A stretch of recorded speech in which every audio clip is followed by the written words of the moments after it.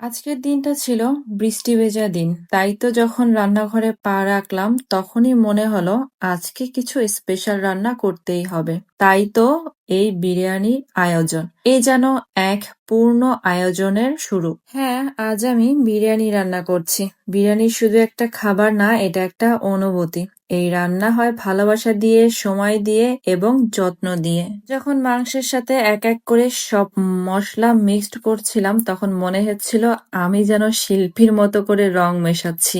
ঘরে আমার ছোট বাচ্চাটা উঁকি মেরে বলছে, মা আজকে কি তুমি বিরিয়ানি রান্না করছো? ওর মুখের সেই আগ্রহটাই আমার কাছে সব থেকে বড় পুরস্কার। সবকিছুই ঠিকঠাক মতো করছি। পেঁয়াজ কুচাতে গিয়ে হাতটাও কেটে গিয়েছে। তারপরে মনে হয় কেমন জানি একটা মিষ্টি ভাব লাগলো। যাই হোক, সব মিলিয়ে সুন্দর একটা ঘ্রাণ ছড়িয়ে পড়লো আমার পুরো রান্নাঘরে। বিরিয়ানি রান্নাটা যেমন সহজ তেমনি অনেক মজার। আমার বাসার সবাই তো বেশ পছন্দ করে। তারপর এলো দম দেওয়ার মুহূর্ত।